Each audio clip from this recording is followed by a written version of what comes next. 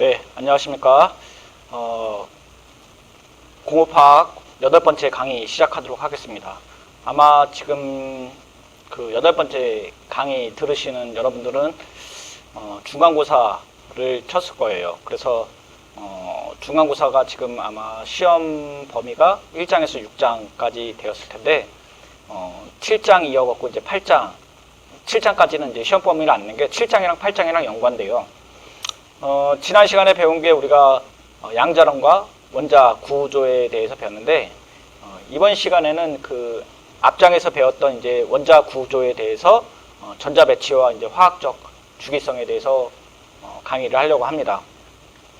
수업은 이제 그 8장에서는 이제 총 4가지 절로 되어 있고 다원자 원자의 특징, 그다음에 양자 역학적 모형과 주기율표, 3가지 원자 성질의 경향성, 원자 성질과 화학적 반응성에 대해서 배우려고 합니다. 지난 시간에 우리가 배웠던 것 같은데 그 다원자 경우에는 이제 4번째 양자수가 필요한 거죠. 그래서 우리가 지난 시간에 배웠던 걸 조금 기억을 하면 우리가 주양자수, 그래서 n은 정수로 포함되어 있다고 했고 숫자 1, 2, 3으로 되어 있다고 했죠. 그리고 우리가 가군동량 양자수 또는 이제 부양자수라고 얘기를 했고 L로 표시한다 그랬어요. 그리고 L은 n-1까지 표현된다 그랬죠. 그래서 그 다음에 ml을 표시했어요. 자기양자수고 마이너스 L부터 플러스 L까지라 했죠. 그래서 요거 만약에 이제 주양자수를 만약에 3으로 한다고 하면은 가군동량 양자수는 n-1이니까 0, 1, 2까지 되겠죠. 0, 1, 2. 그리고 자기양자수는 지금 ml이라고 그랬어요. 그래서 마이너스 L부터 플러스 L까지라는데 0은 당연히 0일 거고 1일 경우에는 마이너스 L부터 0, 마이너스 L부터 플러스 L까지가 마이너스 1, 0, 플러스 1까지 되고 그 다음에 2인 경우에는 5개가 나오죠. 마이너스 2, 마이너스 1, 0, 플러스 1, 플러스 2까지 나와요. 그런데 우리가 이제 그 다전자 원자의 경우에는 우리가 이제 그 전자가 어떤 방향으로 들어가느냐를 따지기 위해서 이제 그 4번째 양자수가 필요한 거예요. 우리가 지금 보면 주양자수는 에너지 크기를 나타내고 가군동량 양자수는 모양, 그 다음에 자기양자수는 이제 배양을 나타낸다 그랬죠. 그래서 우리가 뭐 픽궤도를 볼까요? 그래서 주양자수가 뭐 3이다. 그리고 가군동량자수가 2다. 그러면 SPD라고 했고 여기가 P궤도라고 했고 그리고 PX, PY, PG라고 했죠. 그래서 배양을 나타내는데 그러면 전자가 어떻게 들어가느냐를 필요한 거죠. 그래서 궤도를 채울 수 있는 전자 수가 필요하고 에너지 진위에서 부진위로 이제 갈라지게 되는 되겠죠. 그래서 우리가 이거 양자의 이제 그러니까 전자의 스핀 효과를 보려고 그러면 어떻게 실험을 했었냐면 수소 원자 공급원이 있고 여기 슬릿이 있어요. 그러면 이제 수소 원자가 빔을 때리면은 여기 구멍이 하나 뚫려 있으니까 나머지는 걸러지고 하나만 나오겠죠. 그리고 만약에 이제 전자가 2개가 튀어나오게 된다고 하면은 자기장을 걸어주면 이게 찢어지겠죠. 그래서 이제 N쪽으로 가는 게 마이너스 2분의 1이고 플러스 쪽이 2분의 1로 2개로 쪼개지는 거죠. 그러니까 전자 2개가 수소 원자의 경우 전자 2개가 포함이 되어 있고 2개의 전자가 업스핀과 다운스핀으로 되겠죠. 그래서 우리가 앞에서 배운 게 양자수가 3개 있는데 4개까지가 필요하다는 게 여기서부터 필요한 거고 주양자수가 L이고 이제 에너지의 크기를 얘기를 한다 그랬죠. 부양자수는 L로 표현한다 그랬고 이게 모양을 나타낸다고 자기양자수는 ML로 나타내고 이제 배양을 나타낸다 그랬죠. 그리고 스핀 양자수는 전자가 어떤 식으로 배양되어 있느냐를 나타냅니다.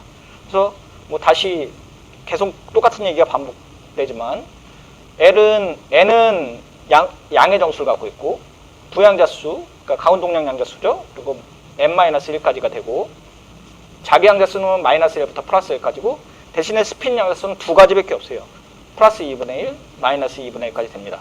성질은 아까 얘기한 대로 이렇게 되고 여러분이 여기서 주의할 점은 그러니까 N, L, ML까지는 세 개가 연관되지만 MS는 전자의 방향을 나타내기 때문에 스핀의 방향을 나타내기 때문에 이 앞에 거랑은 조금 연관이 그렇게 깊지 않은 게 되겠습니다.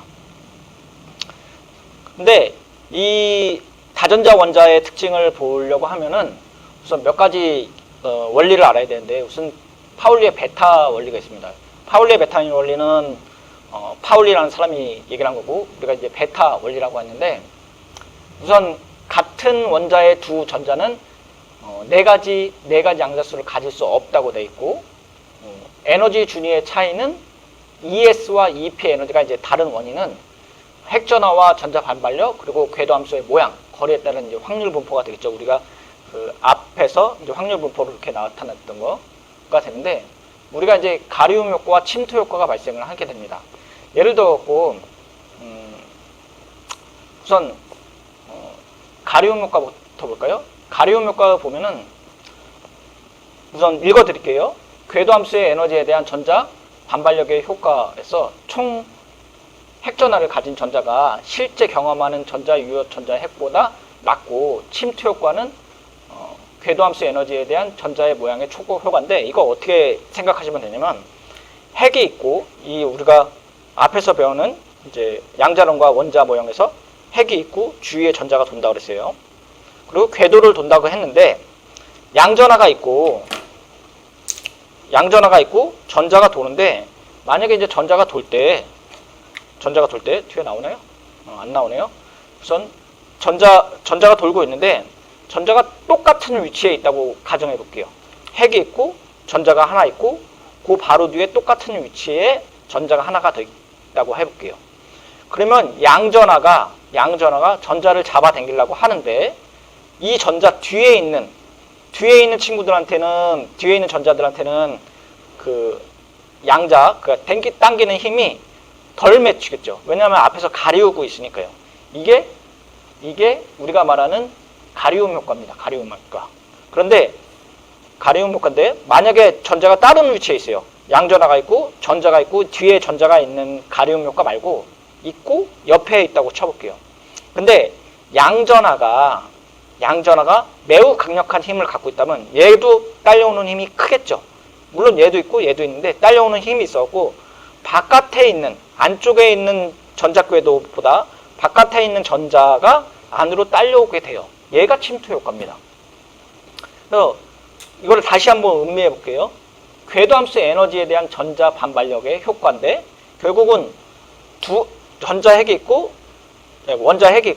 전자가 있는데 두 개가 있는데 양전하가 전자를 끌어당기려고 할 때 전자가 있으면 이 전자가 두 개가 밀어내기 때문에 바깥으로 가는 거와 동시에 전자가 뒤에 있는 전자를 당기려고 했는데 앞에 있는 전자 때문에 더 못 당기는 거죠. 이게 가리움 효과고 반대로 앞에 있는 전자 궤도와 N이 1이라고 하고 N이 2라고 하면 이쪽에 있는 전자가 원자 핵이 강하게 당겨지면서 앞으로 침투하게끔 되는 거겠죠. 자, 다음에 이제 침투와 부전인데 아까 침투를 뭐라 그랬냐면 궤도함수 에너지에 대한 전자 모양의 효과고 궤도함수 모양은 핵에 가까이 침투한 궤도의 전자에 가까이 기인한다 그랬는데 침투는 아까 말한 핵 인력을 증가시키고 가리움 효과를 감소시키죠. 그래서 여기서 보게 되면은 원래 이제 1s 궤도가 이렇게 여기 그 가로축이 우선 레디어스죠. 그래서 원자 반지름이 되겠고 이제 방사 확률이니까 전자 분포 확률인데 1s가 이렇게 있고 2s가 이렇게 있어요. 그리고 2s가 있고 2p가 있는데 만약에 여기 2s 앞에 있는 부준위가 핵에 더 가까이 침투하기 때문에 2p의 준위보다 더 안정하게끔 돼 있겠죠. 그래서 우리가 보통 부준위의 에너지의 이제 속성은 SPDF로서 F 쪽에 더 멀리 떨어지게끔 돼 있죠. 근데 이거를 보게 되면은 오른쪽에 이제 그림을 보면 순서가 1S가 있고 2P가 있고 2P 있고, 아니, 1S, 2S, 2P, 3S, 3P 이렇게 있죠. 그래서 순위는 일반적으로 부준위에 대해서 채워지는 순서는 주양자 수의 비례를 합니다. 그래서 1, 2, 3 등과 같이 부준위가 증가하고 부준위에 대해 증가하고 그 다음에 SPDF에 따라서 증가하죠. 그래서 채워지는 게 S계도 먼저 채워지고 P계도 그 다음에 D계도 뭐 이렇게 채워지게끔 되어 있고 주양자 수에 대해서 먼저 채워지게끔 되어 있죠. 근데 N이 증가하면서 일부분 이제 겹치게 되는 게 결국은 침투 효과인데 우리가 이제 전자 배치와 궤도함수를 그림을 그리게 되면은 우리가 N 그 다음에 L이겠죠. 그러니까 N은 이제 주양자 수고 L은 이제 부양자 수 겸 뭐 가운동량 양자 수고 가운동량 양자 수는 결국은 SPDF 등이 되겠죠. 그리고 샵은 부준위에 이제 전자가 몇 개 채워져 있느냐 라는 것 되겠죠.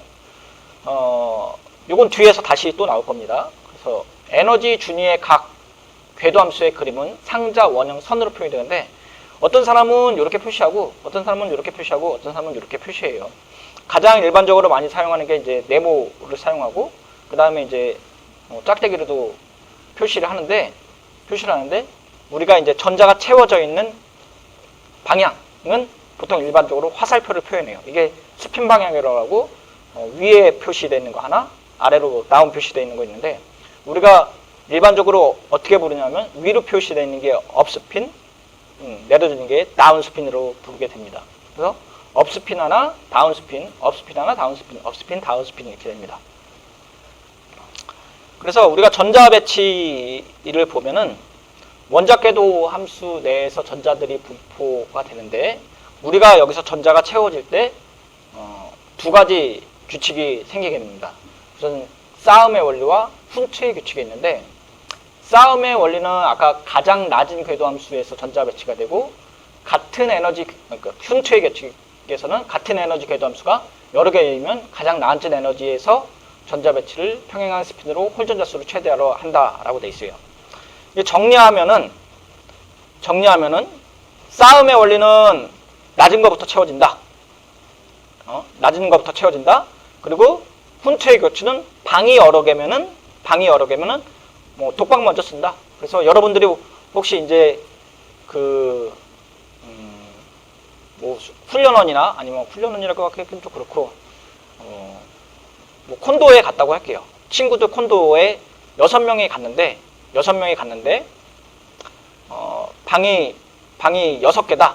그러면 낮은 층에 있는 층부터 사람 수를 채워가고 그 다음에 그게 이제 싸움의 원리고 그 다음에 훈투의 규칙은 방이 6개면은 사람이 6명인데 다 각 방씩 쓸 수 있잖아요. 그러니까 각 방 먼저 쓴다 이거예요. 그 다음에 2인 1실로 가게끔 되어 있는 거죠. 여기도 똑같아요. 그래서 전자 배치를 하는데 1S 전자가 3개면 원래 1층, 2층, 3층이라고 할게요. 그런데 우리가 싸움의 원리에서 낮은 층부터 채워진다 그랬죠? 그러니까 1층에 2인 1실로 먼저 사용하고 그 다음에 2층에 가서 2인 1실로 사용합니다. 만약에 여기 2명이 채워지고 3명이 들어왔다. 그러면 각 방에 하나씩 2P에 하나 이렇게 되어 있는 거죠. 그리고 우리가 조금 전에 앞에서 얘기했었지 위로 가는 게 이제 업스핀, 아래로 가는 게 다운스핀이라고 했고 우리가 이제 스핀 양자수를 얘기를 했을 때 주양자수, 가운동량 양자수, 그 다음에 주양자수, 부양자수 또 뭐였죠? 갑자기 까먹었네요. 자기양자수, 그러니까 주양자수, 가운동량 양자수, 자기양자수라는데 우리가 스핀 양자수에서는 업스핀, 다운스핀을 먼저 쓰게 되고 얘를 우리가 스핀 양자수라고 얘기를 했어요. 그리고 색이 없다는 거는 비어 있다는 걸 얘기를 하는 거고 연한 색은 이제 반만 채워 있다는 거고 진한 색은 다 채워 있다는 거죠. 그래서 스핀이 짝을 이루어진다. 그래서 싸움의 원리는 주양자수를 먼저 고려하는 거겠죠. 그래서 n이 1, 2, 3부터 채워진다. 그다음에 훈투의 규칙은 만약에 이제 부양자수에서 SPDF라고 했을 때 각 방에 먼저 하나씩 들어간다. 라고 생각을 하시면 됩니다. 자, 그래서 싸움의 원리를 다시 설명하게끔 되어 있어요. 그래서 싸움의 원리는 가장 낮은 에너지 부준위부터 채워진다고 되어 있는데, 우리가 지금 이 앞에 이제 그 예제를 볼 때 H가 수소 하나를 나타낸 거고, G는 뭐냐면 원자번호를 나타내요. 그래서 수소에 수소 원자번호 1에 전자가 하나 들어간 거예요. 그러면 수소에 원자번호 하나가 들어갔으니까 주양자수도 1이고, 그쵸? N이 1이고, 그 다음에 우리가 부양자수는 n-1이라고 그랬으니까 S궤도 0이니까 S궤도 하나에 들어갔고, 위에 표시에 전자가 몇 개 채워져 있냐라고 했으니까 전자가 하나니까 1이라고 그랬죠. 그리고 우리가 표시할 때 1S의 방에 하나니까 업스핀 먼저 하나 다운합니다. 보통 업스핀이 먼저냐 다운스핀이 먼저냐 그러면 보통은 업스핀을 먼저 해요. 근데 뭐 이건 정해진 규칙은 아니고 그냥 일반적으로 표시를 할 때 그럽니다. 다운스핀 먼저 해도 돼요. 그런데 일반적으로 사람들이 표시를 할 때 업스핀 먼저 합니다. 플러스 2분의 1로 표시하고. 자, 그리고 베타 원리 얘기했었죠. 파울리의 베타 원리는 각 방에 두 개가 채워질 때 각 방 먼저 채워지고 그 다음에 두 개의 방이 채워진다 그랬죠. 그래서 헬륨인 경우에는 수헬립의 붕탄이니까 우리가 G가 2번이라는 거는 전자가 두 개 들어가 있다는 얘기죠. 그리고 원자 번호도 두 개 있겠죠. 주양자수도 플러스도 값도 양전하도 두 개 갖고 있다는 거고, 양전하 두 개, 전자 두 개 갖고 있다는 얘기죠. 헬륨이. 그리고 두 개가 들어있으니까 1S에 두 개가 들어있다는 거죠. 그래서 방은 업스핀 하나, 다운스핀 하나 이렇게 생각하시면 됩니다. 이어갖고 우리가 N으로 볼게요. 조금 멀리 가갖고. 그리고 훈트의 교통은 같은 에너지 준위에 궤도함수가 존재할 때 가장 낮은 에너지부터 평행형 홀전저수가 많이 배열할 때 인정한다고 되어 있고, 우리가 N 질소죠. 그 다음에 G 값이 7이라는 것은 우리가 보세요. 양전하 7개, 전자 7개가 들어있는 질소라는 거죠.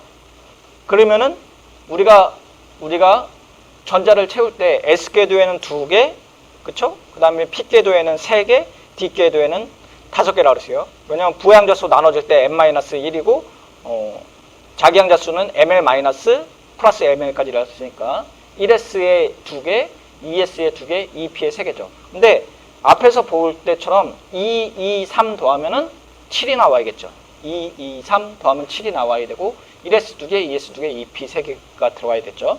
요 앞에 지금 생략이 되어 있지만 1S는 있는 겁니다. 그래서 1S에 업스핀, 다운스핀이 있는 거고, 그 다음에 2S에 업스핀, 다운스핀이 있고, 2P에 3개가 들어가는 거죠. 그래서 아까 우리가 싸움의 원리에서 주양자수부터 채워준다 그랬으니까 1S에 먼저 채워지고, 그 다음에 2S, 주양자수 2번에 해당되는 2S와 2P에 채워지는데 당연히 2S부터 채워지고, 그 다음에 훈트의 규칙에 있어서 방이 3개면은 독방 먼저 쓴다. 그죠? 각 방이 먼저 쓰는 거죠. 이렇게 채워지는 겁니다.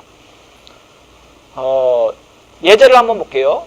그래서 F에 대해서 세 번째와 여덟 번째 양자수를 써라고 되어 있고, F 원자면 수헬립의 붕탄 질산 풀, 그래서 플로우루라고 되어 있고, 우리가 이제 플로우루가 양전하가 9개, 전자가 9개니까 전자 9개를 이제 채워야 되는 거죠. 그리고 1S 2개, 2S 2개, 2P 5개인데 위에 거 다 합치면은 9번이 나와야겠죠. 그리고 1S에는 2개 들어가고 2S에도 2개 들어가고 2P에 원래 몇 개까지 들어가냐면 6개까지 들어가죠. 왜냐면 방이 3개인데 2개씩 들어가니까 6개씩 들어가요. 채우는 순서를 보면은 1S에 첫 번째 업스핀 들어가고, 그 다음에 1S에 다운스핀 들어가고, 2S에 업스핀 들어가죠. 세 번째. 그러니까 세 번째가 요거겠죠. 그 다음에 2S에 다운스핀이 들어가고, 그 다음에 다섯 번째는 어디 들어가냐면 EPX, EPY, EPG에 각각이 채워진 다음에 그 다음에 다시 첫 번째 EP의 첫 번째 방에 다운스핀이 들어가는 거죠. 그 다음에 여기 들어가는 거죠. 그래서 순서를 보면 1S에 2개, 2S에 2개가 들어가는데 순서가 세 번째는 여기고 8번째라고 하죠. 그러니까 다섯 번째, 여섯 번째, 일곱 번째, 여덟 번째 이렇게 되는 거죠. X, Y, G에 들어간 다음에 다시 X에 들어가는 거니까 여덟 번째가 들어가겠죠. 세 번째 전자를 표기를 하게 되면은 우리가 N이 두 번째라는 거고, 두 번째고, 그 다음에 L이 0이라는 건 뭘 얘기하는 거예요? S 궤도를 말하는 거죠. 근데 주양자 수가 두 번이니까 이 S 궤도를 얘기하는 거고, 그 다음에 ML은 이제 방향을 나타난다 그러는데 PX, PY, PG를 나타나는데 여기 0이라고 하면은 PX라고 할게요. PX라고 하고, 그 다음에 업스핀이니까 플러스 2분의 1 이렇게 표시할 수 있겠죠. 여덟 번째 전자 한번 볼게요. 여덟 번째 전자니까 당연히 주양자 수가 두 번째고, 요 그림에 의해서 주양자 수가 두 번째고 L이 1이겠죠. 1. 왜냐면 SPDF인데 0이 S 궤도고 L이 P 궤도라 그랬죠. 그 다음에 PX, PY, PG인데 우리가 여기 첫 번째니까 마이너스 1 플러스, 여기가 첫 번째가 마이너스 1, 가운데가 0, 그 다음에 여기가 플러스 1이라고 하면 마이너스 1이 되겠죠. 그 다음에 업스핀이 아니라 다운스핀으로 들어가는 거니까 마이너스 2분의 1로 들어가게 됩니다. 이제 부분궤도함수 도표와 전자 배치이면서 우리가 얘기를 할 때 앞에서 얘기한 게 F를 표시를 하는데 1S, 2S, 2P를 나타내는데 이 뒤에 F 뒤로 나타나는 애들은 1S와 2S는 다 똑같잖아요. 그러니까 이거 생략하자는 얘기예요. 또는 1S만 생략을 하든지 1S, 2P까지 다 생략을 하든지 이렇게 얘기하자는 게 이거예요. 그래서 여기 앞에 같은 경우는 알루미늄 같은 경우는 13번이죠. 그래서 양전하 13개, 그 다음에 전자 13개가 들어가 있는 거죠. 양전하 13개, 전자 13개인데 어차피 그 앞에 1S, 2S, 2P까지는 다 똑같다고 그러니까 여러분들도 알고 저도 알고 모든 화학자들이 아니까 이거 생략하고 쓰자는 것 얘기예요. 생략하자 쓰면은 요 밑에 바닥 상태만 얘기를 하자는 얘기예요. 그래서 13번째니까 N이 1이고 L이 0일 때, 그리고 ML이 0일 때 1S는 두 개가 들어가고 업스핀, 다운스핀이 들어가겠죠. 그 다음에 2S는 어떻게 돼요?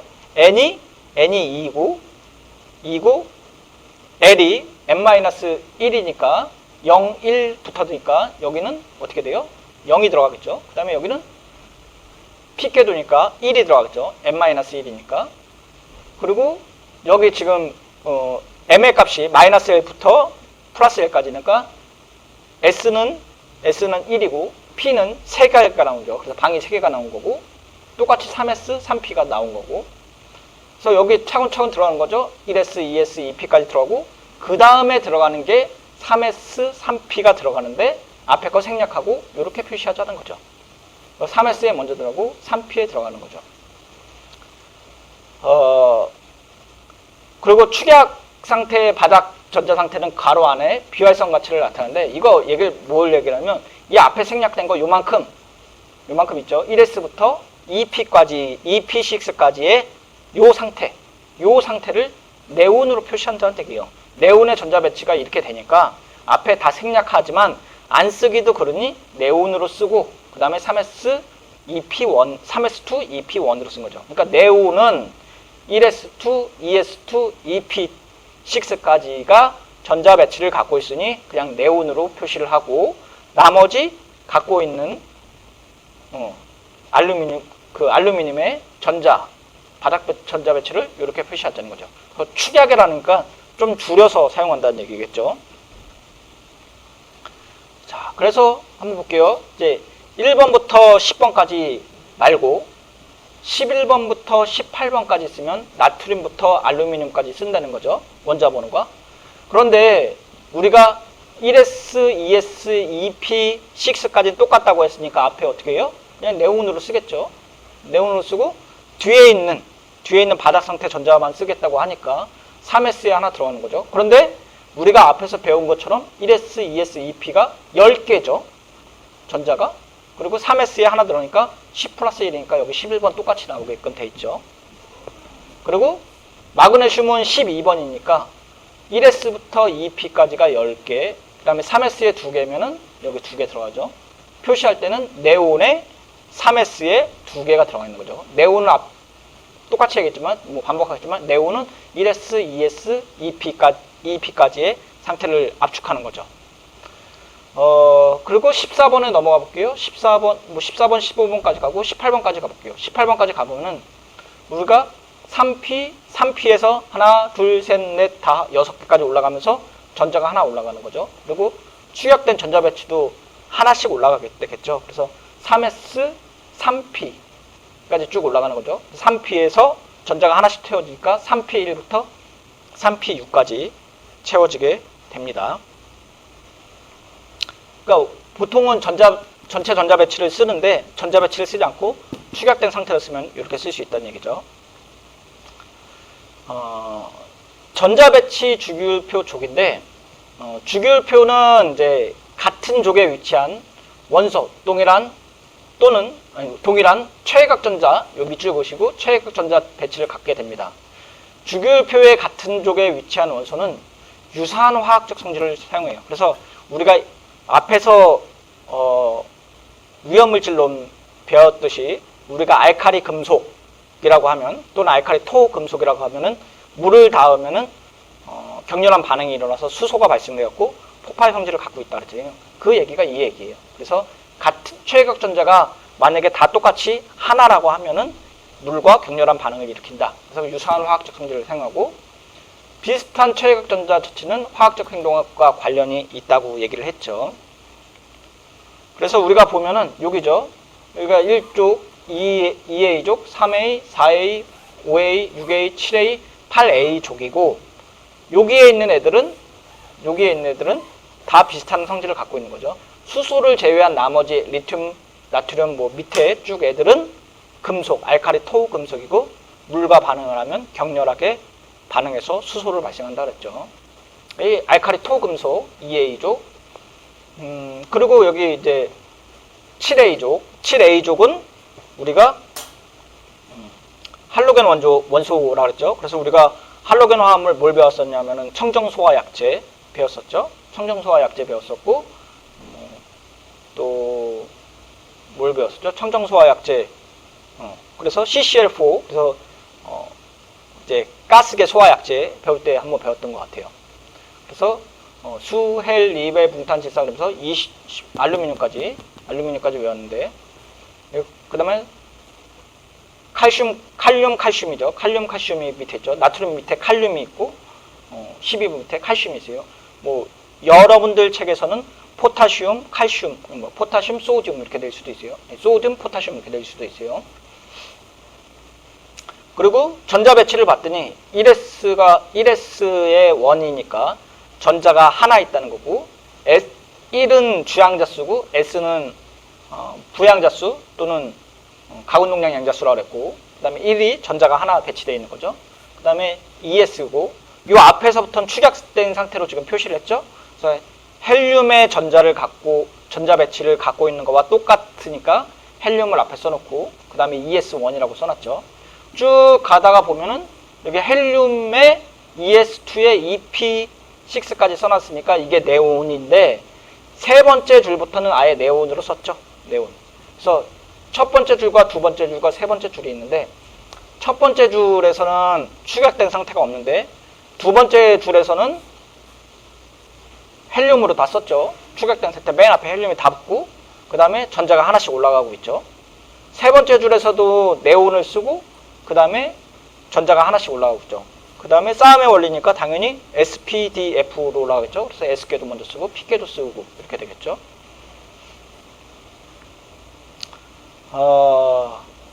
그런데 우리가 앞에서 이제 18번까지 했는데 19번부터 이제 올라가요. 19번부터 올라가는데 19번에서 조금 바라볼 게 있어요. 왜냐면 우리가 이제 그 EP 이제 그 21번부터 22번까지 볼게요. 21번, 22번을 보게 되면 아니죠. 19번, 20번부터 볼게요. 그러면 앞에서 우리가 이제 네온이라고 하면은 앞에서 네온이라고 하면 3s2에 3p6인데 그 다음에 뭐가 나왔냐면 3d가 나와야죠. 3d가 나오는데 칼륨을 봤더니 4s가 먼저 나와요. 4s. 이 4s는 왜 나오냐면 우리가 침투 효과라 그랬죠. 그래서 3d 궤도가 있고 그 다음에 4s 궤도가 있는데 3d 궤도와 4s 궤도 중에서 4s 궤도가 있는 게 3d 궤도보다 안으로 침투된 거예요. 그래서 우리가 전자가 먼저 채워지게 되는 거죠. 그래서 칼륨은 1s2, 2s2, 2p6, 3s3, 아니 3s2, 3p6, 3d가 아니라 4s1이 나오게 되는 거죠. 그래서 여기 보면 19번은 아르곤의 4s1이 나오게 됩니다. 그 다음에 여기 보면은 4s 먼저 다 채워지고 그 다음에 뭐가 나오냐면 3d가 나오죠. 그래서 우리가 채워지는 순서가 1s2, 2s2, 2p6, 3s2, 3p6, 그 다음에 4s2, 그 다음에 3d, 3d 몇 개예요? 10개가 들어가죠. 왜냐면 이제 5개씩, 5가 나오니까 마이너스 1부터 플러스 1까지니까 5가 나오니까 10개가 나오겠죠. 그래서 이렇게 나옵니다. 그리고 여기 아르곤에 이렇게 쭉 채워져 있고요. 채워져 있는 모습을 보면은 밑에서 이제 3D 대신에 4S가 나왔고 그리고 또 한 번 바뀌는 데가 있어요. 어디가 바뀌냐면은 구리에서 한 번 바뀔 거예요. 구리. 어디냐면 구리. 여기죠. 여기 보면은 여러분들 책에서 보면은 4S 앞에는 1S2, 2S2, 3S2, 3P6, 4S2, 3D 8개죠. 근데 그 다음에 넘어갈 때는 어떻게 되냐면 D에 먼저 10개 채워지고 그 다음에 4S1에 채워져요. 그러니까 여기서 한 번 바뀌고 여기서 한 번 바뀌는 거죠. 그러니까 원자번호로 보게 되면은 19번과 20번에서 한 번 바뀌고 28번과 29번에서 한 번 바뀌게 되는 거죠. 그 사이에서. 자, 그래서 우리가 이거를 이제 주기율표를 다 갖고 우리가 부분적 바닥 상태 전자 배치에 대해서 이렇게 쭉 그려보면 이렇게 표시할 수 있어요. 이렇게. 그래서 밑에 표시한 게 보면 이제 얘가 족이고 얘가 죽이죠. 그리고 우리가 앞에서 제일 처음에 봤던 게 18번까지 봤고, 그렇죠? 그 다음에 여기 뒷궤도가 19번부터 우리가 여기 아연 구리 다음에 아연까지 봤죠?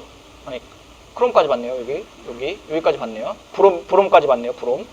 근데 1S, 2S, 그 다음에 아니 1S1, ES2 아니 죄송합니다. 1S1, 1S2, ES1, ES2 이렇게 시작을 하고 쭉 가다가 어디서 바뀐다 그랬냐면은 여기서 바뀐다 그랬죠. 아르곤 다음에 3D가 나오는 게 아니라 4S가 나온다 그랬어요.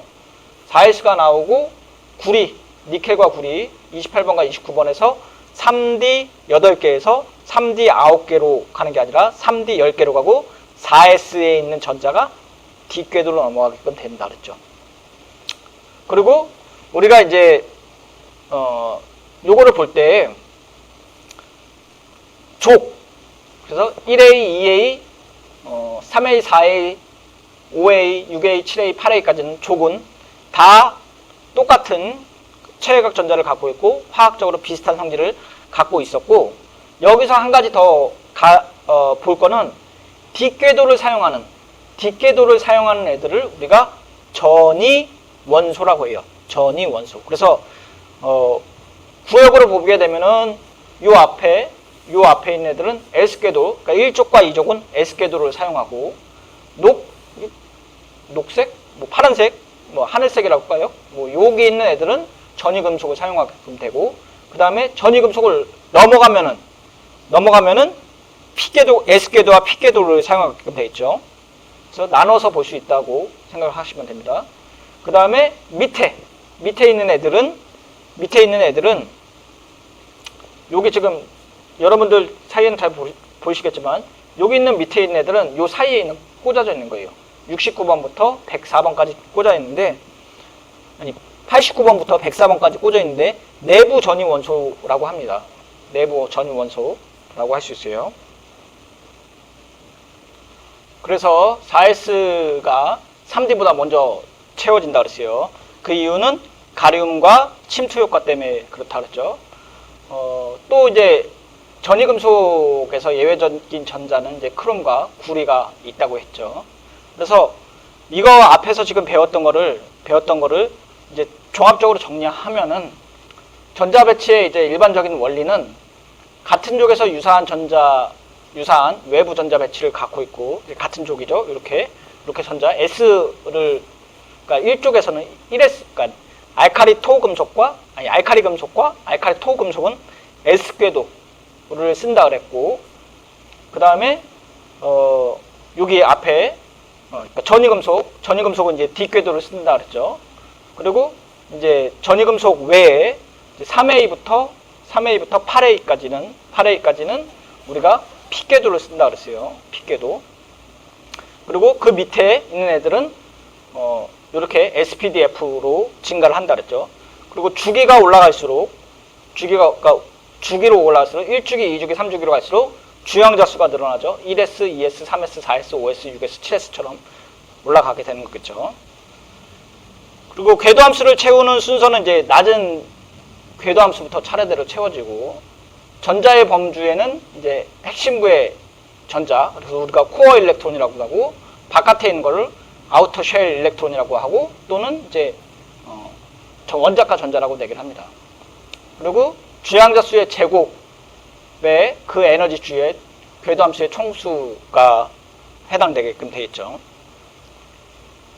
그래서 요거를 다시 이제 그림으로 나타내게 되면은 우선 쓰는 게 1S, 2S, 2P, 3S, 3P, 3D, 4S, 4P, 4D, 4F인데 채워지는 순서가 화살표 방향으로 채워져 있죠. 그래서 1S 먼저 채워지고, 그 다음에 2S 채워지고, 그 다음에 2P 채워지고, 3S 채워지고, 3P 다음에 4S가 먼저 채워지는 거죠.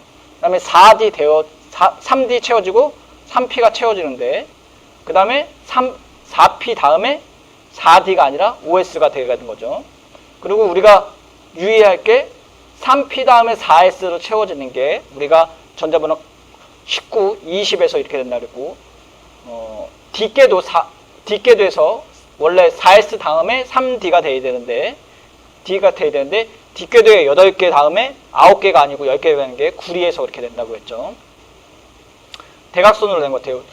개인적으로 이거 고등학교 때 다 배웠던 것 같고, 화학수 시간에 배웠던 것 같아요. 근데 선생님한테 되게 혼났던 것 같아요. 이거 못 외워갖고.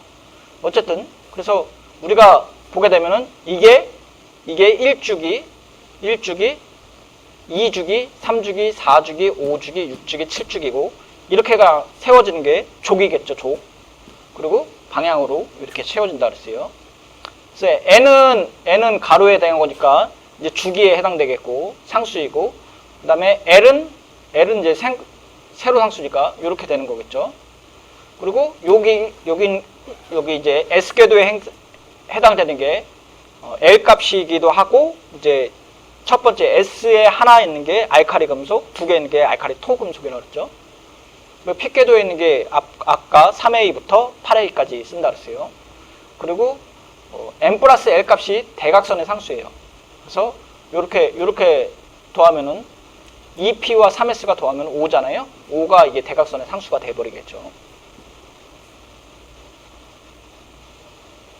자, 그래서 이제 전자의 분류를 보면 이제 아까 코어 일렉트론과 이제 아우터 쉘 일렉트론이 있다 그랬어요. 그래서 코어 일렉트론이 이제 내부 전자이고, 이게 바로 전에 비활성 기체와 같은 방향에서 축약 형태로 나타날 수 있다 그랬죠. 그리고 완료된 전위 원소 계열을 갖고 있고, 최외곽 전자는 높은 에너지 레벨을 갖고 있죠. 그래서 최고 N 값에 해당이 되면서 이 최외곽 전자 또는 뭐 원자가 전자라고도 얘기를 하는데, 얘네들은 화합물 형성에 참여를 해요. 그래서 어떤 반응이 형성이 됐다. 앞에서 말하는 우리가 이온 결합이나 아니면 배위 결합이 안 배웠죠. 공유 결합. 이온 결합과 공유결합을 형성할 때 직접 반응에 참여하는 애들이 여기 원자과 전자가 해당이 됩니다. 걔네들이 반응에 참여를 하는 거예요. 그리고 주적 원소에서는 원자과 전자는 가장 외부의 전자고, 전위 원소의 원자과 전자는 가장 외부의 전자 n-1D의 전자를 포함을 하게 됩니다. 그래서 한번 이제 예제를 한번 볼게요. 전자 배치 결정을 하게 되는데, 우리가 이제 주기율표를 사용을 하고 규칙적인 채움 형태를 가정하여 다음 원소들에 대한 전체와 축약 배치, 원자과 전자만을 보여주는 부분적 궤도함수 및 궤도함수와 궤도함수 그림, 내부 전자수를 써라 라고 되어 있어요. 그래서 이제 우리가 이제 칼륨이 이제 G19번이죠. 근데 아까 기억했듯이 19번부터 어떻게 늘었어요? 3P 다음에 3D가 나오는 게 아니고 4S가 먼저 나오는 애들을 이제 시험이 이제 문제가 나온 거예요. 그래서 전체 전자 배치는 우리가 이제 그 대각선 방향으로 채워지니까 1S2, 2S2, 2P6, 3S2, 3P6까지 간 다음에 3D가 나오는 게 아니라 4S가 나온다는 거죠. 그리고 축약된 거는 1부터 3P 6개까지는 아르곤에 해당된다 그랬죠. 그래서 18번까지 해당됐으니까 18번째에 해당되는 아르곤을 앞에다 쓰고, 요 앞에다가 4S를 썼으니까 축약된 상태로 하겠죠. 전체적으로는 이렇게 쓰고 축약된 상태는 이렇게 쓰고, 그리고 부분 궤도함수 도표는 앞에 아르곤까지는 이제 생략하고 쓰고 부분적으로 나타나니까 이렇게 쓰는 거죠. 그리고 4S고 여기 다 비어 있겠죠.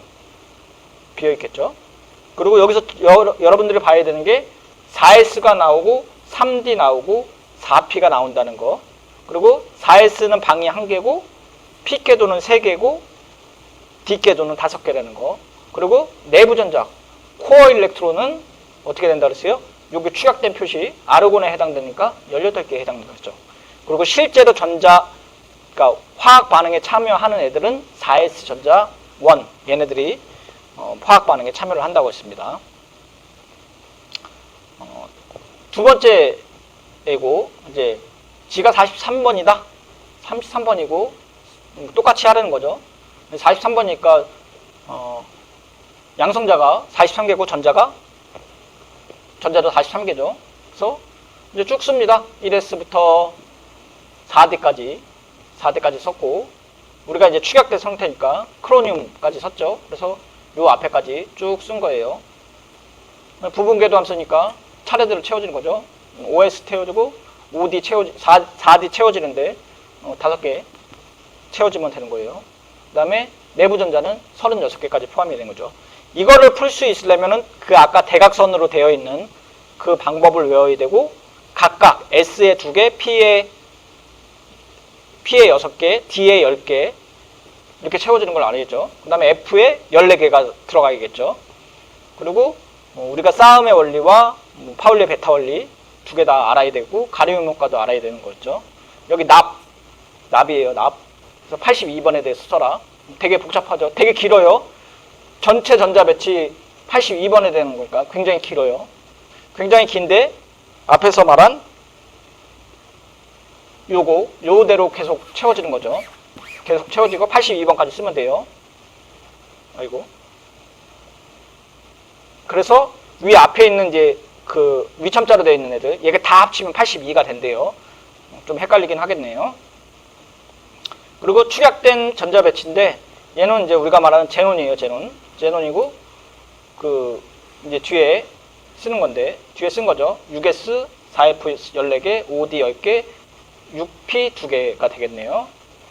그리고 이제 부분궤도 함수는 OD까지는 쓰지 않았죠. 다 채워진 거는. 이제 바깥에 최외곽 전자만 채웠는데, 최외곽 전자 이제 6S와 6P를 채워준 거죠. 그래서 부분궤도 함수는 주양자 수에 따라서 간다고 했으니까 여기도 요렇게 표시를 하게끔 돼 있는 거죠. 그리고 내부 전자는 78개가 된다고 했죠.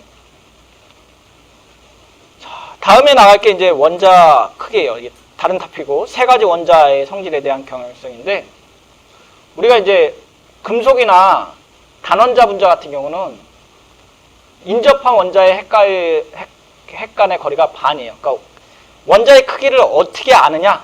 원자의 크기를 어떻게 아느냐라고 하면은 금속이나 단원자 같은 경우는 단단한 구형, 그래서 우리가 말하는 당구공 같이 되어 있다고 생각을 해요. 그래서 그림을 보면은 단단한 공이니까 공 두 개가 이렇게 딱 있다고 하면은 두 개의 중심 사이에 2분의 1이 반지름이 될 거 아니에요. 이 반지름이 원자의 크기라고 생각을 하는 거죠. 그런데 공유결합 같은 경우는 공유결합은 어떻게 된다 그랬어요? 공유결합은 네 전자 하나, 내 전자 하나를 우리 서로 공유하자라고 돼 있고 원자 핵에서 중간쯤 되는 부분에 전자를 겹치게끔 돼 있어요. 그러니까 전자가 단단하지 않으니까 어떻게 되겠어요? 약간 짜부러지겠죠? 짜부러지게 되면은 어떻게 되냐? 위에 건 단단하니까 두 개가 겹쳐 있어도 이렇게 짜부러지는 경우가 없는데 여기는 좀 짜부러지죠? 그리고 두 개의 결합의 핵 간의 거리의 반이니까 얘네도 똑같이 2개분의 반 이렇게 돼요. 그런데 위에 거 금속이나 단원자보다 공유결합이 당연히 거리가 더 짧겠죠. 거리가 짧아요. 그래서 원자 크게 그 다음에 우리가 말하는 또 뭐가 있나요?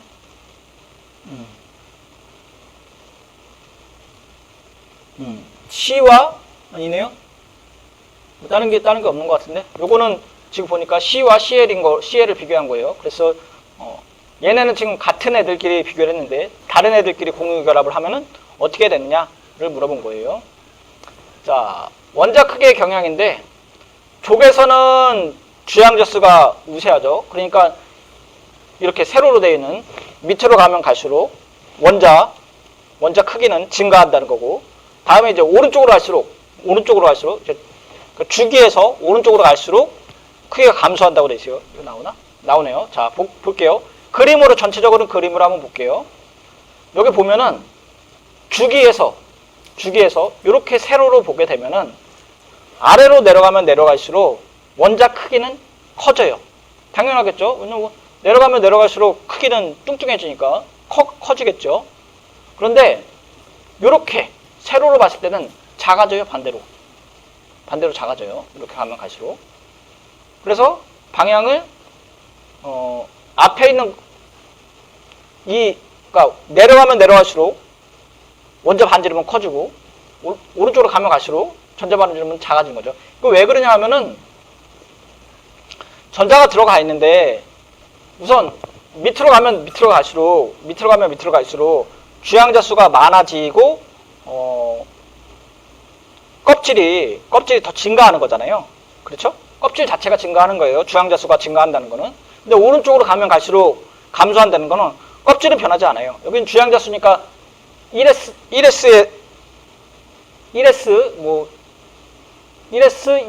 그다음에 뭐 2S, 2P 이렇게 되는데 다 주양자 수는 2번이죠.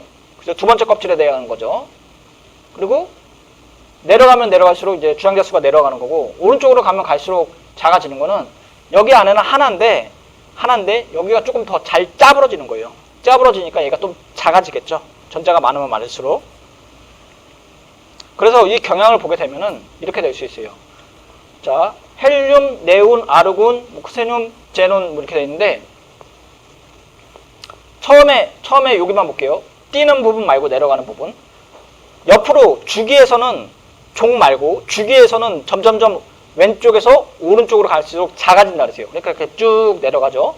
그런데 줄이 한번 바뀌었어요. 그래서 2주기에서 3주기로 가면은 N껍질이 바뀌니까 확 뛰겠죠. 그래서 여기까지가 1주기, 2주기, 3주기, 4주기, 5주기인데 주기가 변할수록 한 번씩 점프를 뻥뻥뻥 뛰죠. 그리고 중간에서는 감소하고, 여러분들이 알 수 있는 게 첫 번째 띈 이 맨 꼭대기점, 이 맨 꼭대기점은 우리가 말하는 알카리 금속이에요. 그래서 리튬, 나트륨, 칼륨, 루비듐, 세슘 이런 게 다 S 궤도의 전자가 하나가 채워져 있는 애들이 요 앞에 맨 위에 있는 거예요. 그러면 반대로 맨 아래에 있는 애들, 맨 아래에 있는 애들은 뭐예요? 비활성 기체가 되겠죠. 그래서 뭐 헬륨, 네온, 아르곤, 목세늄, 제논 뭐 이렇게 되겠죠. 이렇게 되는 거예요.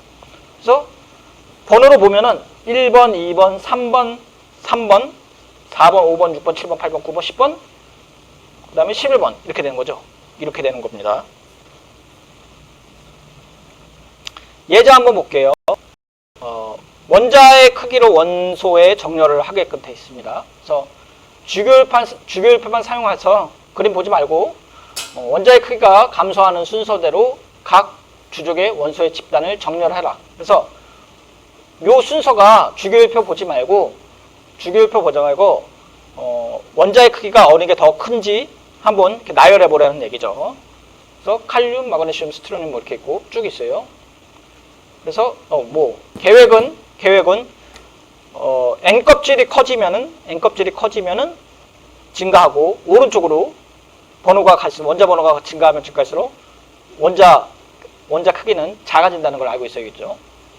그래서 세 개 하면은 얘네 세 개는 EA에 속하고 위에서 아래로 내려가면 내려갈수록 크기는 작아지겠죠. 그 다음에 얘도 마찬가지예요. 4주기에 속하고 오른쪽으로 가면 갈수록 작아지겠고 돼 있고, 자 여기서는 이제 가장 왼쪽에 있는 게 얘고, 브롬은 4주기에 되니까 왼쪽에 있고, 얘도 마찬가지입니다. 칼슘 이렇게 됐고 이렇게 돼요. 그래서 여러분 저도 이거 다 못 외웁니다. 물론 여기서 말하는 갈륨이 몇 번이냐 이거 다 못 외워요. 그 다음에 스트로늄 몇 번이냐 다 못 외웁니다. 그런데 여러분들이 알아야 되는 거는 이건 다 외우셔야 돼요. 외워야 되는 게 이렇게 되는 경향은 다 알아야 돼요. 그리고 원자번호 30번까지는 외워야 돼요. 여기까지 제가 다 외울 수 있냐? 그건 아니고 봐야 돼요. 저도 원자번호가 몇 번인지 봐야 되고 주기가 몇 번인지도 봐야 되는데, 학습하는 입장에서 시험 범위가 나오고 그러면은 적어도 20번 원자번호 20번까지 외워야 되고, 조금 이제 대학생쯤 되면은 30번까지는 외워야 돼요. 그리고 30번까지 외워야 되고 30번에서 이렇게 내려가는 건 외워야 돼요. 근데 여러분들은 또 위험물 산업기사를 보기 때문에 알카리 금속과 알카리 토금속은 또 다 외워야 돼요. 그래야지 이제 화학 반응이 일어났을 때, 물이 닿았을 때 수소가 발생해서 터지는 거를 구분할 수 있겠죠. 시험 문제 나오면은. 자, 다음에 이제 이온화 에너지에 대한 게 나오는데, 우리가 앞에서 이제 그 이온화 에너지라고 그러면은 1몰의 기체 원자가 이온으로부터 1몰의 전자를 완전히 제거하는 데 필요한 에너지고, 그 다음에 이제 에너지니까 당연히 단위는 줄이겠죠. 그리고 항상 양수겠죠. 왜냐하면 1몰의 기체 원자나 이온으로부터 1몰의 전자를 완전히 제거한다는 얘기니까 전자를 하나 띄어낸다는 얘기예요. 하나 띄어낸다는 얘기죠. 그 얘기는 뭐냐면은 리튬 같은 경우, 이 그림이 있는데, 리튬 같은 경우 바깥에 전자가 하나가 있잖아요. 그걸 띄어내는 거예요.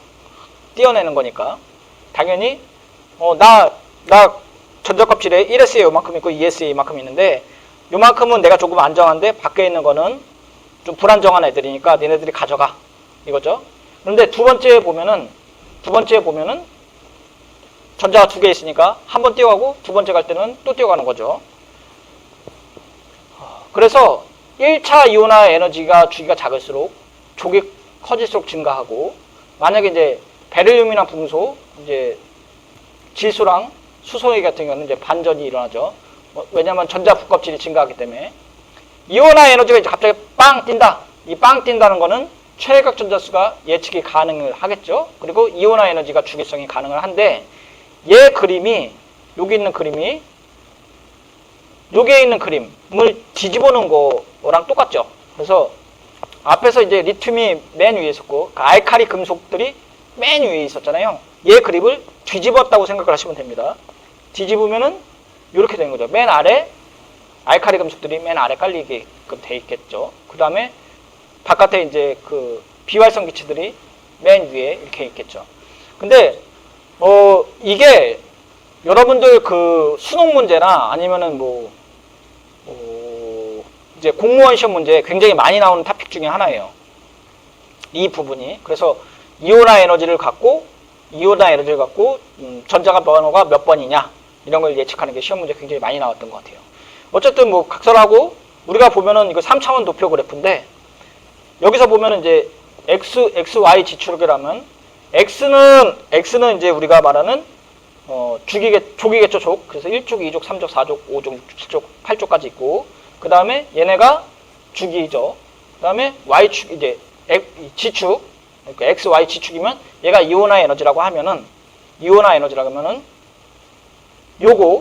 요 그래프를 이렇게 막대로 그리는 거죠. 그러니까 전자를 하나 띄어내는데 필요한 에너지니까 당연히 여기 그 비활성 기체 애들은 다 높고 그 다음에 알카리 금속이 제일 낮겠죠. 알카리 금속보다 알카리 토금속이 좀 높고. 자, 그런데 우리가 수소는 좀 색다르게 높아요. 왜냐하면은 수소는 H의 전자 하나밖에 없는데 이 하나만 갖고 있는 애들을 떼어나기 힘든 거예요. 왜냐면 리튬은 그러니까 전자가 토탈 3개잖아요. 3개 중에 하나 뺏는 건 괜찮은데 하나 있는 거를 뺏기는 굉장히 힘든 거죠. 그러면 H 양성전자 하나고 전자는 없는 상태로 만들기는 굉장히 어려운 거죠. 그런데 헬륨보다는 쉬운 거죠. 그래서 여기 지금 보면은 물론 H 플러스가 되겠죠. 만약에 전자를 하나 띄게 되면 H에 일렉트론 하나가 있다고 하면은 최고 전자가 하나도 없다 그러면 H 플러스가 되는 거죠. 여기 같은 경우 전자를 띄우게 되면 리튬 플러스가 되는 거고 베릴륨 같은 경우는 어떻게 돼요? 베릴륨 같은 경우는 E 플러스가 되면 전자가 2개 띄워져야 되니까 리튬보다는 하나 더 높겠죠. 자, 이렇게 됩니다. 그래서 그러니까 IE가 이온화 에너지 첫 번째, 그러니까 첫 번째라는 게 IE1이라는 게 이온화 에너지 중에서 첫 번째 전환을 띄는 데 필요한 에너지를 얘기를 하게끔 돼 있죠. 막대 그래프로 나타난 겁니다. 그래서 예제를 보게 되면 똑같아요. 뭐 주교율판만 사용하여 뭐 감소되는 순서대로 하여라. 이거는 금세 알 수 있겠죠. 그래서 당연히 순서대로 보게 되면은 오른쪽으로 가면 갈수록 이온화 에너지는 증가하겠죠. 그 다음에 내려가면 내려갈수록 이온화 에너지는 감소하겠죠. 그래서 여기 보면은 8의 A족이고 아래로 가면 갈수록 이온화 에너지는 감소하고 그렇죠? 그 다음에 5죽이고 이온화 에너지가 오른쪽으로 가면 갈수록 증가하겠죠. 아까 왜냐하면 알카리 금속인 경우 최각 전자가 하나니까 더 띄기 쉬운데 오른쪽으로 가면 갈수록 이온화 에너지는 증가하고 뭐 똑같은 내용입니다. 다 똑같은 내용이에요. 그래서 한번 읽어보시면 되고 베릴륨이 이제 처음 새 이온화 에너지인데 베릴륨 같은 경우는 이제 수헬리벨이라고 했잖아요. 수헬리벨인데 수헬리벨 중에서 그러면 이제 몇 개예요? 4개죠. 4개의 전자를 갖고 있는데 베릴륨은 이제 두 개의 원자가 전자를 갖고 있는 거죠. 그러니까 4개니까 1S에 2개, 2S에 2개 있는데 여기 보면은 첫 번째 띄고 두 번째 띄고 세 번째 띄는데 여기 보면은 ES에 있는 전자를 한번 띄었어요. 그 다음에 ES에 있는 전자를 한번 또 띄는 거죠. 그러니까 ES에 있는 첫 번째 전자 한번 띄고 ES에 있는 두 번째 전자를 띄었어요. 근데 1S에 있는 세 번째 전자 뜰 때는 확 띄는 거죠. 왜냐하면은 바깥에 있는 이게 핵심 일렉트론이 되는 거죠. 여기까지는 최각 일렉트론이 돼버리게 되는데 여기서부터는 코어 일렉트론이잖아요. 그러니까 코어 일렉트론이 제거될 때는 이온화 에너지는 급격하게 증가한다는 거예요. 그래서 여기 0.09, 1.76, 14.85 그 다음에 여기 지금 몰줄 퍼 메가줄이네요. 메가줄 퍼 몰 이렇게 되겠죠. 단위가. 그래서 이렇게 표시할 수 있겠죠. 예를 들어 이제 리튬, 베릴륨, 뭐 붕소, 탄소, 질소, 산소 쭉 나타내고 에너지를 IE가 이온화 에너지고 밑에 있는 숫자가 첫 번째 전자를 띄어냈느냐, 두 번째 띄어냈느냐, 세 번째 전자 띄어낸 거죠. 그래서 리튬 같은 경우에는 첫 번째 전자 띄어내고 그 다음에 두 번째 전자 띄어내고 세 번째 전자까지 띄운 거죠. 수헬리니까 전자가 3개 있는 거죠. 그런데 여기서부터 I1부터 I2에 넘어갈 때 코어 일렉트론이 띄어질 때 이온화 에너지가 급격하게 증가했으니까 여기를 보겠죠. 그러니까 요 도표만 아이온화 에너지만 도표만 이렇게 보여주고 리튬 가려놓고 첫 번째 이온화 에너지 1, 2, 3을 보여주면은 얘는 리튬이겠구나 라고 알 수 있는 거죠. 원자과 전자수 보여주고, 그러니까 요거 원자과 전자수 보여주고 이온화 에너지 보여주고 원소를 가렸다고 하면은 여러분들이 리튬이라는 걸 알 수 있어야겠죠. 그 단위는 몰당 메가줄이거나 아니면 메가줄이니까 10의 3승 킬로줄 퍼 몰이 되겠죠. 그래서 요게 시험 문제 좀 나왔던 것 같아요. 요거죠, 요거. 딱 대표적인 예제가 되겠죠. 그래서 다음과 같은 이온화 에너지를 3주기 원소에서 있다고 하는 거예요. 3주기 원소니까 여기 3주기니까 여기는 안 나오네요. 자, 3주기 원소를 지적을 하고 배치를 쓰라는 거죠. 그런데 여기 쭉 이온화 에너지 보니까 어디서 갑자기 띄었어요? 5번에서 6번으로 확 띄었죠. 지금 뭐 1000단위, 2000, 3000, 5000, 6000 그런데 갑자기 2만으로 띄었죠. 2만. 그래서 5번과 6번에서 갑자기 띄었다. 이 얘기는 결국은 5에서 6까지가 그러니까 6으로 갔을 때의 코어 일렉트론이 제거가 된 거고 최외각 전자는 몇 개가 있느냐? 5개가 있다는 거죠. 5개. 그러니까 5개가 있다는 얘기니까 5개가 있고 앞에서 3주기 원소라고 그랬으니까 N 주양자 수가 3개니까 3S에 2개, 3P 3개가 있겠죠. 최외각 전자가 5개니까. 그리고 앞에 우리가 코어 일렉트론이 있어야 되니까 축약된 상태로 표시하게 되면 아르곤에 뭐 이렇게 표시할 수 있겠죠. ES2, 3P3 아니면 다 써준다면 1S2, ES2, EP6, 3S2, 3P3까지 해야 되는 거죠. 그래서 이게 인이다, 인. G15까지. 위에 거 다 합치면은 Z가 15로 나오겠죠. G값이. 근데 반대로 할 수도 있어요. 그러니까 전자에 띄어내는데 필요한 게 전자를 하나 띄어내는데 필요한 게 이온화 에너지라면 전자를 하나 받는데 필요한 에너지는 우리가 뭐라면 전자 친화도라고 하고 일렉트론 어피니티라고 합니다. 어피니티. 그래서 이건 반대의 개념이라고 생각하시면 돼요. 그래서 1몰의 전자를 1몰의 기체의 원자나 더하는데 수반되는 에너지고 대부분 마이너스예요. 그러니까 이온화 에너지는 대부분 플러스고 여기 마이너스겠죠. 그래서 전자를 하나를 더 받아 라고 했을 때의 에너지죠. 2차 전자 친화도는 항상 양수고 정전기적 반발력을 극복해야 되니까 양수가 되겠습니다. 그래서 여기 보면은 대부분 마이너스니까 전자를 하나 받아 라고 했으니까 F는 나 전자 받기 좋아 라고 해서 이렇게 받겠죠. 그래서 F 마이너스가 되겠고 O2도 O2 마이너스가 되겠죠. 그리고 여기 리튬인데 최외각 전자에 지금 껍질이 하나가 있는데 하나를 더 받아 라고 하니까 싫은 거예요. 그래서 여기 지금 마이너스로 되는 거죠. 그래서 정상적으로 따지면은 원래 리튬 플러스가 되는데 리튬 마이너스 1가가 돼버린 거죠. 자, 그래서 이 두 개를 보면 이온화 에너지와 일렉트론 어피니티, 그래서 전자 친화도로 행동을 비교를 하게 되면은 반응성 비금속보다 높은 이온화 에너지와 매우 낮은 전자 친화도를 갖고 있고, 반응성 비금속. 그 다음에 이 원소들은 전자를 강하게 당기고 이온성 화합물에서 음이온을 형성을 하는 경우가 있죠. 이쪽 오른쪽에 있는 반응성 비금속이라는 얘기는 여기 있는 애들을 얘기를 하는 거예요. 여기 있는 애들 7쪽에 있는 애들, 7A에 있는 애들. 그리고 비활성 기체 여기 마지막에 있는 8A에 있는 애들, 얘네들은 낮은 이온화 에너지와 약간의 양의 전자 친화도를 갖고 있는 거죠. 이 원소들은 전자를 잃거나 얻지 않으려고, 그러니까 안정하니까 더 이상 움직이지 않으려는 경향이 있는 겁니다. 그래서 이 세 가지를 보면은 우선 원자의 크기 볼게요. 크기 본다고 하면은 크기를 본다 그러면은 밑으로 내려가면 내려갈수록 원자 크기의 크기는 커진다 그랬어요.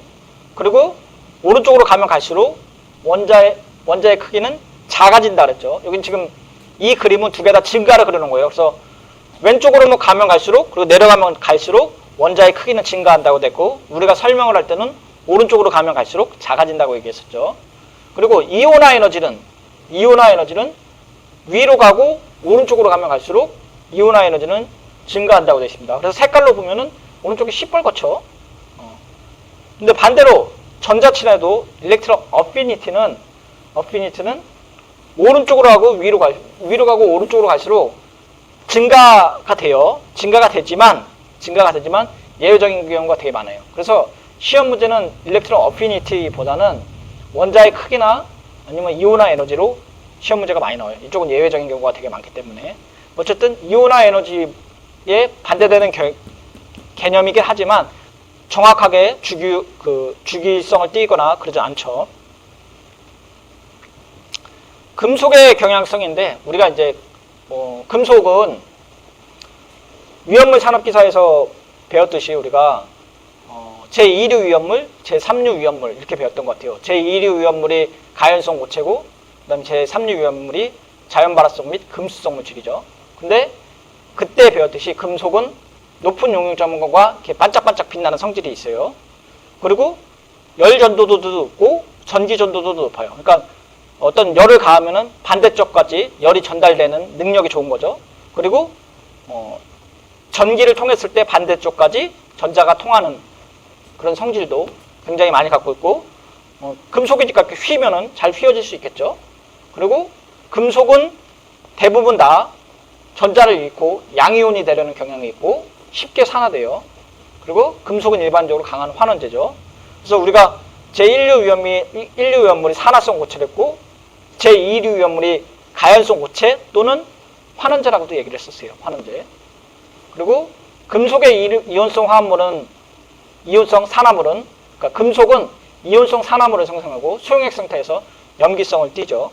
그리고 요 외에도 뭐가 있어요? 우리가 금속의 이온화 경향에 의해서 알칼리 금속은 수소와 반응하는데 물과 반응해서 수소를 발생시켜갖고 폭발 확률이 높다 그랬어요. 그래서 우리가 금속 화재에는 뭐 쓴다 그랬어요? 금속 화재에서는 분말소화 약제를 쓴다 그랬었죠. 금속의 경향성은 우리가 알고 있듯이 여기 오른쪽은 우리가 비활성 기체가니까 당연히 금속성 성질이 없고 그 다음에 왼쪽으로 가면 갈수록 금속성은 증가하고 아래로 내려가면 내려갈수록 금속성은 증가죠. 그러니까 주기가 증가하면 증가할수록 증가하게 됐죠. 그리고 여기 표시된 거 여기는 왜 그래요? 여기는 준금속이라고 해요. 준금속 또는 우리가 말하는 반도체라고도 얘기했죠. 자, 산화물의 산염기의 성질인데 이제 전형 원소 금속은 수용액상에서 염기성을 띠는 이온성 산화물을 생성을 하고 전형 원소 비금속은 수용액상에서 산성을 띠며 공유결합 산화물을 생성을 한다 그랬어요. 그리고 일부 금속과 비금속은 물에서 산과 염기로 작용할 수 있는 양쪽성 산화물이에요. 이게 중요합니다. 나중에 또 예제가 나오겠지만. 그래서 만약에 알루미늄을 갖고 산화 알루미늄이죠. 산화 알루미늄을 HCl에다 다 넣으면은 당연히 반응을 해갖고 산에 녹는다는 얘기죠. 여기 지금 AQ니까 고체가 액체로 녹는 거예요. 녹아갖고 수용액 상태를 만드는 거죠. 그리고 염기도 녹는 거죠. 녹아요. 녹는데 산과 반응해서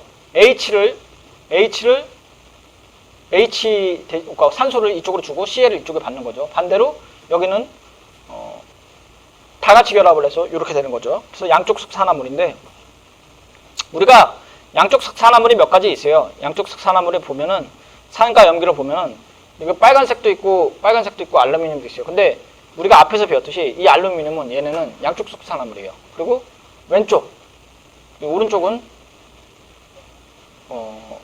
요건 뒤에서 설명할게요. 산성 산화물이냐 염기성 산화물이냐 그거인데 조금 뒤에서 설명을 해보도록 하겠습니다.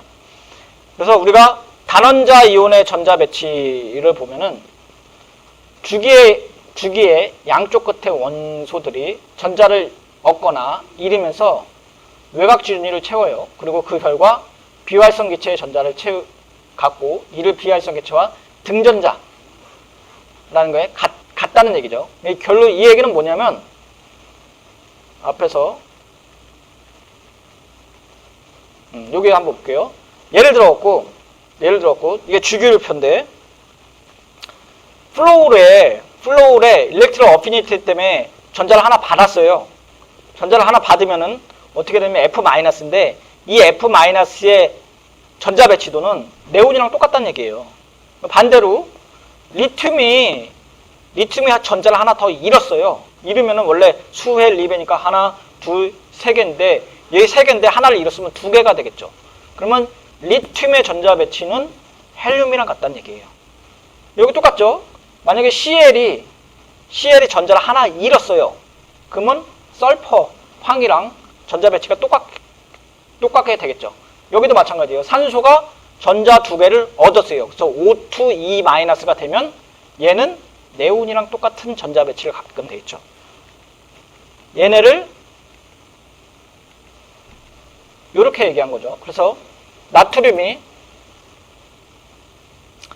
만약에 전자를 하나 잃었어요. 그래서 3s에 있는 전자를 3s1에 있는 전자를 잃어버리면 1s2, 2s2, EP6까지의 전자만 갖고 있으니 얘는 네온과 똑같은 전자 배치를 갖고 있다라고 해서 네온과 등전자라는 거예요. 그러니까 등이라는 게 같다는 얘기죠. 그래서 등전자라고 했고 브롬도 마찬가지입니다. 브롬도 만약에 전자를 하나 얻었다. 그래서 4P에 5개가 있는데 얘가 전자를 하나 얻어갖고 됐다. 그러면 이렇게 쓰면은 얘랑 같다. 라고 얘기를 하는 거죠. 자, 요거 결론한 거죠. 그래서 이쪽 6A족에 있는 애들이 전자를 2개 얻었다.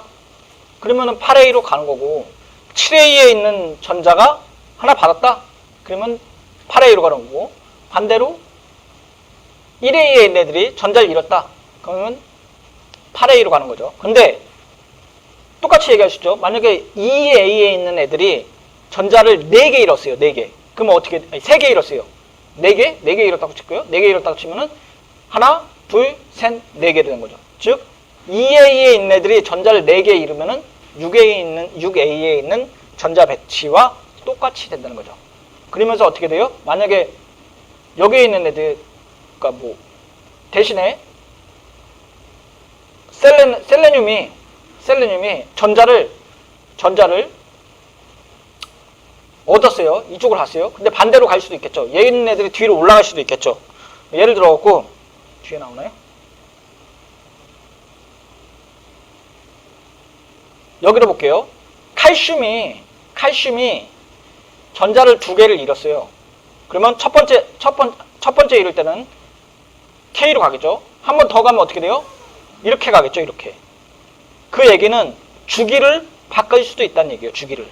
그래서 최외곽 전자의 껍질이 바뀌게 되는 거겠죠.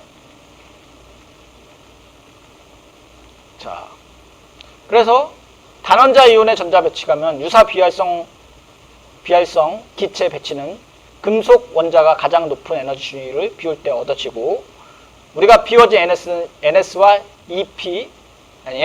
MP 부진이 채워진 N-1D의 부진은 이온을 안전하게 형성을 되니까 우리가 이렇게 돼버리는 거죠. 그래서 이제 T이죠. 주석에서 여기서 OS와 OP가 있는데 우리가 몇 개를 잃어가냐 그러면은 코어 일렉트론까지만 갖고 있고 아우터 일렉트론 다 내보내려고 한다는 성질을 갖고 있는 거예요. 그래서 얘가 뭐 3가가 될 수 있고 4가가 될 수 있고 몇 가가 될 수 있냐 그러면은 4가가 되는 게 가장 안정하다는 얘기예요. 왜냐하면은 여기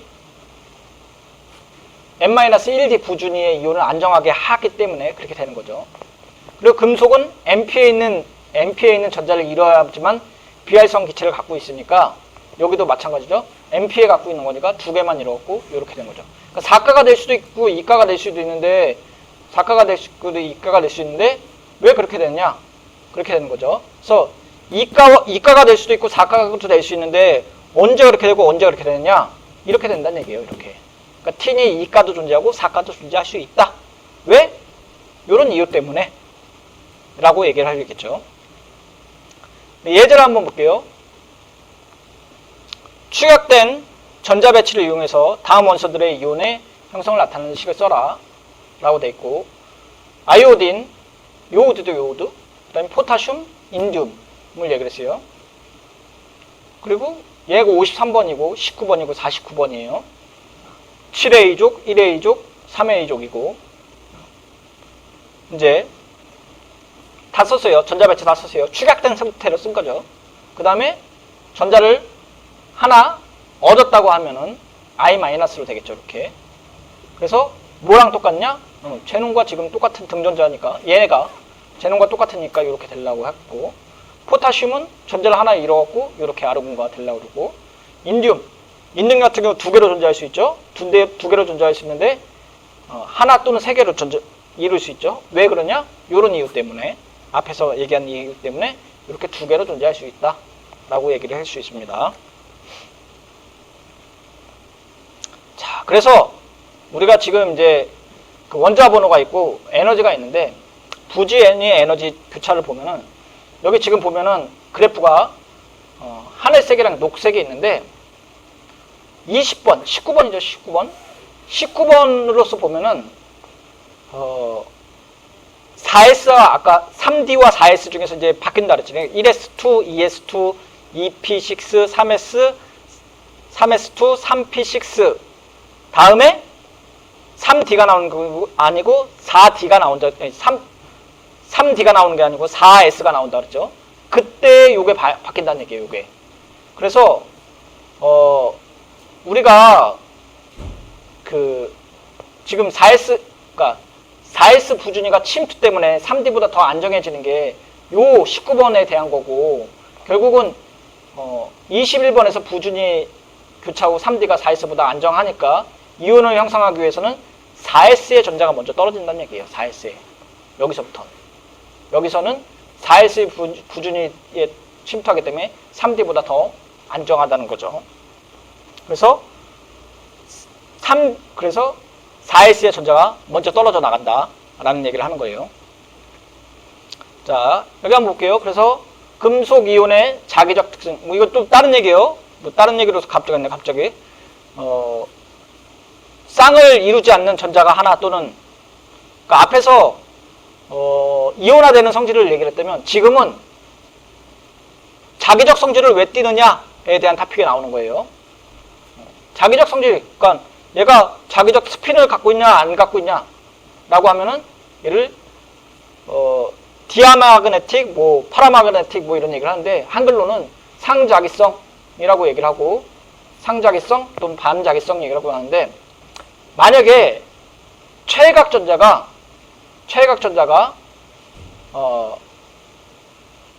그러니까 쌍을 이루지 않는 애들이 하나 또는 더 많이 있다고 하면은 얘는 자기성을 띈다는 얘기예요. 그래서 여기 보면은 은인데 47번인데 4D까지 있고 OS에 하나가 있잖아요. 그러면은 싱글 일렉트론이 하나가 존재해. 그래서 홀 전자가 하나 존재하면 자기성을 띈다는 거예요. 그런데 얘는 만약에 다 쌍으로 있다 그러면은 끌리지 않는다는 얘기죠.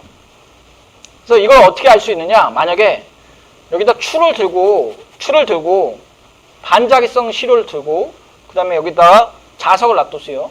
자석을 놔뒀는데 얘는 땡겨요. 자석에 반응을 하는 거죠. 그러면은 이 물질은 자기성을 갖고 있구나. 그러니까 자석적 성질을 갖고 있구나. 얘는 자기적 성질을 갖고 있지 않구나 라고 할 수 있겠죠. 그래서 우리가 말하는 이제 겉보기 질량은 자기장에 영향을 받지 않죠. 그리고 영향을 받고 왼쪽은 안 받고 여기는 받는 거죠. 왜냐하면 자기성을 갖고 있으니까. 그래서 여기 보게 되면은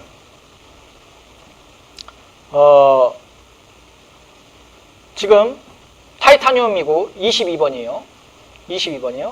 그리고 4S에 먼저 채워지고 3D에 먼저 나중에 채워진다 그랬죠. 그래서 4S에 두 개가 채워지고 3D에 채워졌어요. 그런데 전자를 잃을 때는 침투 효과 때문에, 이온화 에너지 때문에 얘가 먼저 떨어진다 그랬죠. 떨어졌어요. 그래서 타이타늄 2 플러스가 됐는데 2 플러스가 되고 나서 봤더니 얘네는 싱글 일렉트론이 있네?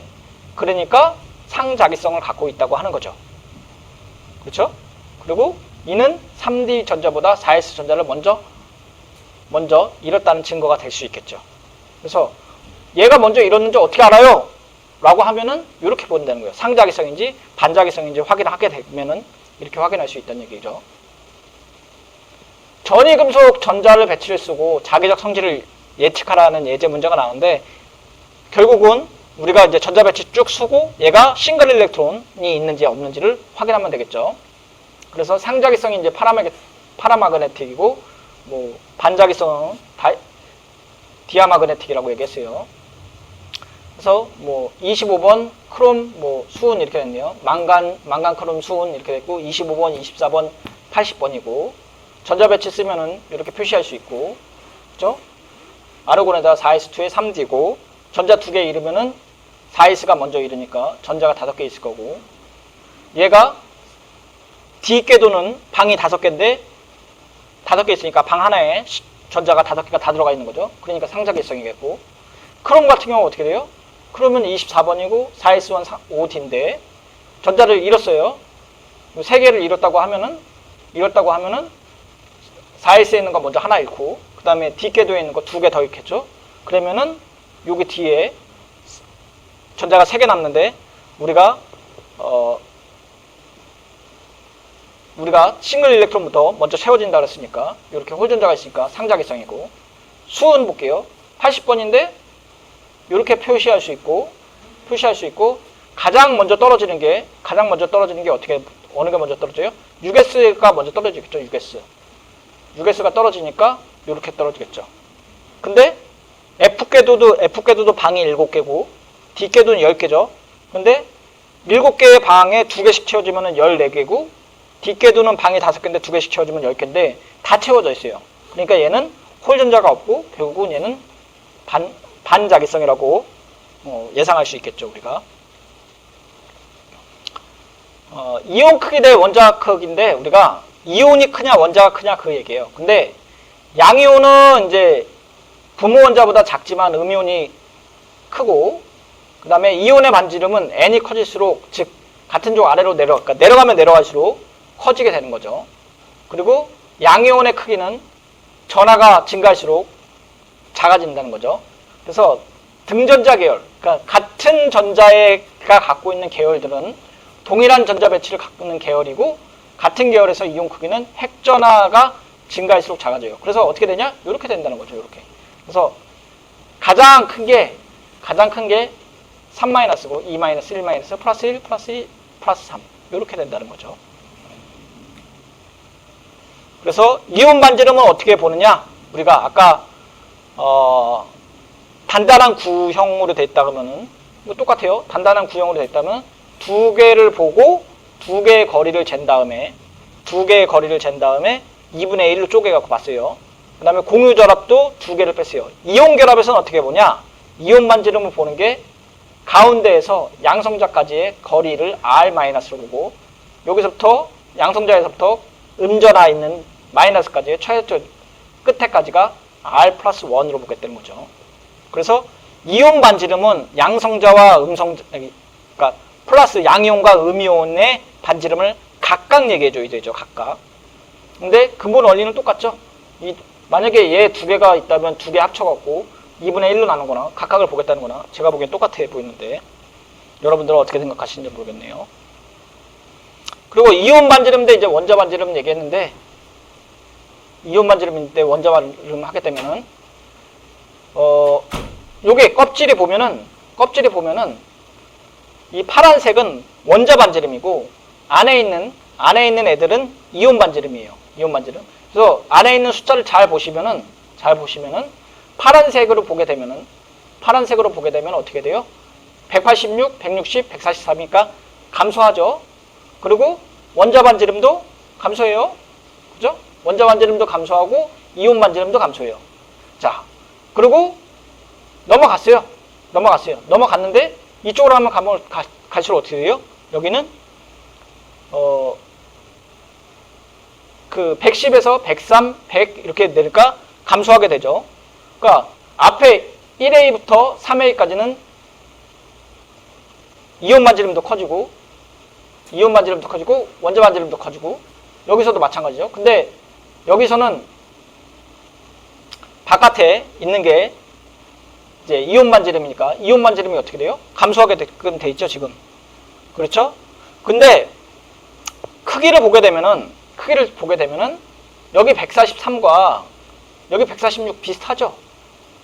146 비슷해요. 그래서 전자를 얻어갖고 마이너스 차지가 된 이온과 전자를 뺏겨서 플러스가 되었고 된 이온과 3A와 5A가 비슷하다는 얘기예요. 그러니까 전자를 뺏겨갖고 이렇게 갈 수 있겠죠? 그리고 이렇게 옮겨갈 수도 있겠죠. 그게 비슷하다는 얘기를 하게끔 되는 거예요. 그래서 이 숫자를 보면은 감소한다. 이온 반지름 감소한다. 그 다음에 원자 반지름 감소한다. 우리가 원자 반지름 이렇게 가면 갈수록 감소하고 내려가면 갈수록 증가한다 그랬죠. 근데 이온 반지름도 보니까 내려간다. 그리고 여기도 내려간다. 그런데 크기는 두 개가 비슷하다. 이렇게 되는 거죠. 예제 한번 보겠습니다. 이온들의 크기가 작아지는 순서대로 배열하고 설명하라고 되어 있죠. 그리고 여기 보니까 요거 요렇게 되어 있는데 예제를 보니까 다 2A족이고 위로 올라갈수록 크기가 작아지죠. 이 원자 반지름은 내려갈수록 증가하고 그래서 위로 올라갈수록 작아지고 등전자인 경우에는 이제 얘가 작아지니까 칼륨은 양이온이고 얘 G2P 얘를 안 보이네요. 이온화 반지름입니다. 얘 이온화 반지름이 됐을 때 가장 작다는 거고 그 다음에 같은 애들이면 어떻게 된다 그랬어요? 아까 마이너스 3, 마이너스 2, 마이너스 1, 플러스 1, 플러스 2, 플러스 3을 된다 그랬으니까 얘가 당연히 크겠죠. 그래서 플러스 전화가 많아질수록 작아진다 그랬어요. 여기까지가 우리 수업한 건데 오늘 수업한 거를 조금 정리해 보면은 우리가 뭐 했었냐 하면은 앞에서 우리가 이제 그 전 시간에 양자역학적 모형과 원자 모형 구조에 대해서 배웠었고 오늘은 실제로 이제 전자가 채워지는 방법 그래서 주양자수와 부양자수와 그 다음에 자기양자수 그 다음에 스핀 양자수까지 배웠어요. 그러니까 양자수 3개 배웠던 거 같이 얘기하고 그 다음에 스핀 양자수 4번째 양자수 하나 더 배우고 전자가 채워지는 거 배웠죠. 그래서 주양자수로 먼저 채워지고 그 다음에 SPDF로 부양자수로 채워진다 그랬죠. 그리고 이렇게 대각선으로 채워졌던 거 기억하시는지 모르겠어요. 그리고 가리움과 침투 효과에 의해서 이제 반전이 일어나는 게 있었죠. 그래서 19번과 20번 전자에서 채워진다는 거. 그리고 원자 반지름과 이온 반지름 커지는 거. 그 다음에 이온화 에너지와 일렉트론 어피니티 이런 것들 배웠던 것 같아요. 이번 시간에 배웠던 거는 화학에서 아주 기본이 되는 것 중에 하나입니다. 여러분들이 좀 이번 시간에 좀 많이 나간 것 같아요. 수업이.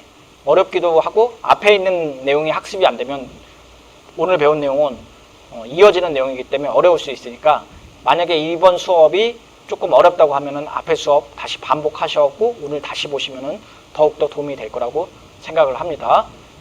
이것으로 수업 마치도록 하겠습니다. 감사합니다.